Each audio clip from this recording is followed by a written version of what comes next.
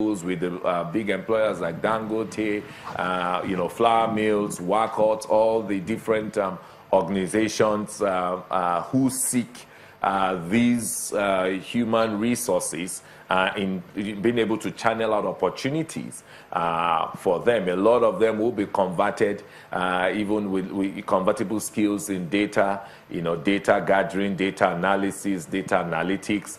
Maybe one of the things I should let you know is with every device, in addition to the 30,000 that these Empower graduates get, they all get a device, a tablet. And those tablets are loaded not only with their learning content, not only do they also use those devices as tools, but more importantly, a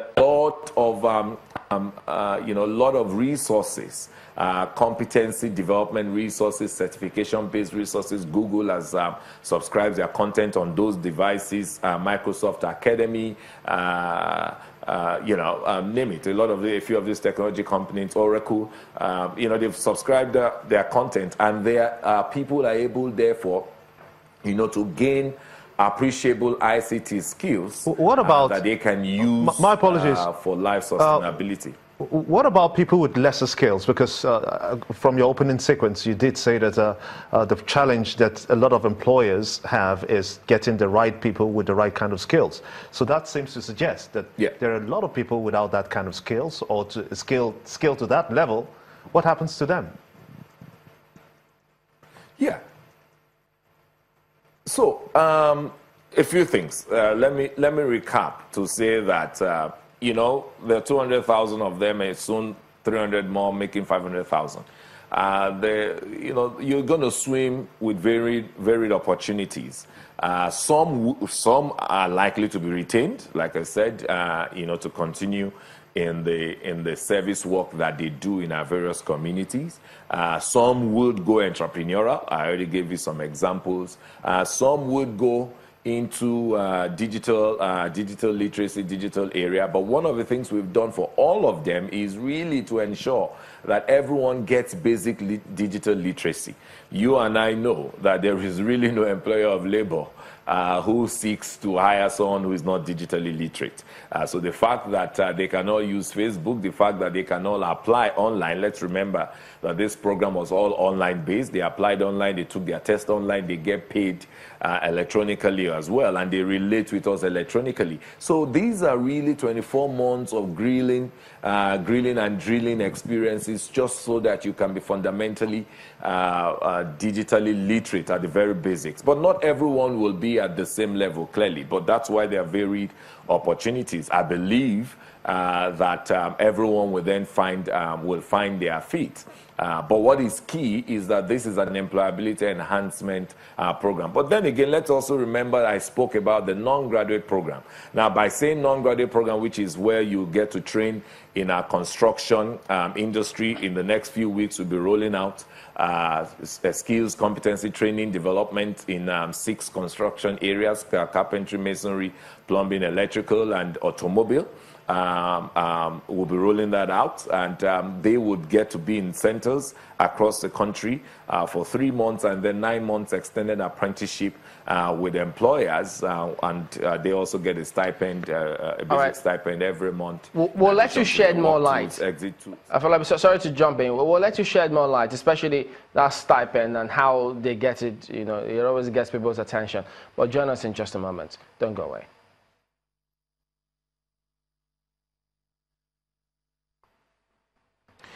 Welcome back. We still have Afolabi Imokode, SSA to the President, on job creation and youth empowerment. It looks as if we're talking about the youth empowerment bit, but when we saw that stat about job losses, many would have thought, oh dear, this is a huge gap to fill if we have to either create the environment or provide over 3 million jobs. That's a lot of ask. Now, as good as the program is, could you tell us what kind of feedback are you getting in terms of how much of this figure of job losses do you think that you've been able to chip away from, ensuring that, yes, we have this amount of people sorted out, they've been enhanced with this scheme, they've got jobs, they can move on. How much more ground do you think you have to cover according to your targets? Okay. Well, thank you. We run a very collaborative government. So be it the figures for job loss or the figures of aspirational job creation, it was never intended that it would be the federal government that will create those jobs. I like to say that jobs are created when the different aspects of the economy interrelate effectively. So yes, what the MBS released, what they released about job losses last year are valid, and we also know what happened last year. The economy of this country slipped into recession, and one of the clear-cut things that happen with recession are job losses. But we're thankful that we've bottomed out of recession and we're inching out gradually. So we will begin to see some job gains gradually. Like the special advisor economy has said, we remain very cautiously optimistic, and we're hopeful that we will begin to see job creations. Let's remember that just in a few weeks ago, a few blending plants for fertilizers opened up. Those obviously are job gains, and a few more agro-tech industries are also springing up as well. So those are also signs of job gains. Now, the other thing to also note is also a definition of a job. You know, a lot of people will think that only when they get the 9 to 5 are they engaged. You know, so you meet a young guy who, yes, he didn't have a 9 to 5, but he's been able to put something together, and he has an Uber. He has a car that is turned into an Uber. He will tell you he's unemployed.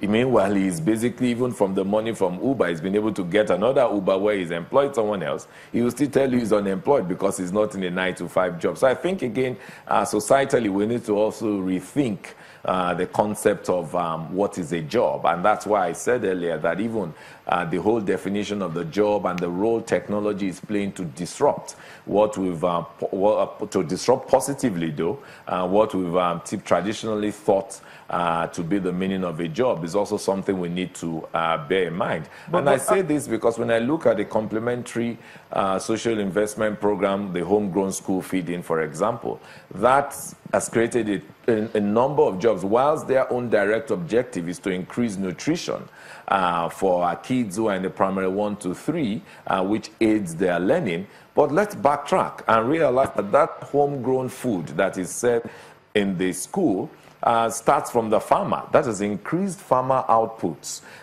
It then goes on to the caterers. You know, the number of community women that have been clustered together to cater for these kids. You know, then it's moved on even to packaging. You know, before it then gets served in the meal. Let me speak also to even the Empower program. You know, when you look at it globally, you just think, oh, it's 200,000 or 300,000. You'll be surprised at the number of indirect jobs. Starting first, for example, with devices. Those devices that they've gotten, 200,000 devices, we had in agreement with Bank of Industry. It was actually... Permit me to just ask you this just before we wrap this up, because people will be interested, especially about that 30,000 naira that you pay as stipends. I think you said it amounts to about 6 billion that you have to do. And also speak to us about if there is... Does your scheme accommodate the those that are exiting the scheme to have some kind of grants that will set them up? Well, so the later question is why I said that that's something that we'll keep in the kitty. It's a competitive process. We tell our people, and I use this media to also say that they need to be committed. It's learn, work, and entrepreneurship, learn, work, and exit. So yes, there is something in the kitty. I wouldn't want to declare that yet, but maybe it's similar to what you've said for those who are deserving and those who have proven extreme commitment to the program in their various communities. Sorry if I could jump in again, Afolabi. 30,000, yes. About that last bit and what you have in the kitty. Was the kitty connected to the person who you said bought 2 acres of land with, after getting 30,000? Because that's where people kind of wonder. It takes a lot to save up and buy land if you're getting 30,000. No. Well, so the person did not buy land; he leased land. So it's from savings.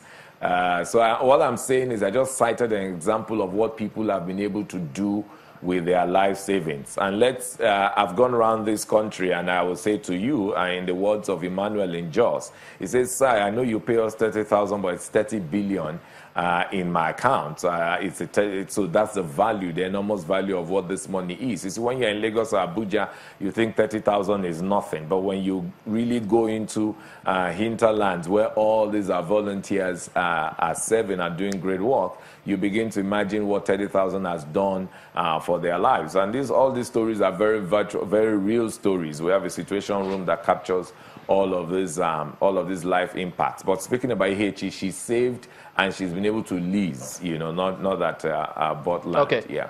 All right. But then again, like I said, so... just conclude your thoughts, because we need to go. Okay. Well, so the stipends, like you said, you were saying that to speak a bit about how we pay them. So we pay them directly. During the application process, they give us their BVN and also log in their account numbers into the portal, and then we basically do the validations with the Nigerian Interbank Settlement Scheme. And once they are valid, in other words, all the account details are all matching and valid, which confirms that we're paying the appropriate person. Payments are made through TSA to TSA, the CBN TSA account for the social investment funds to the NIBS TSA account, and then they credit each and every beneficiary every month. Yeah. All right, Afolabi Imokode, SSA to the President on job creation and youth empowerment. Thank you for talking to us today on the program. All right, then we'll be back in just a moment and focus on something else, which you heard about this, but we'll try and look into it and see if it's really going on. Don't go away.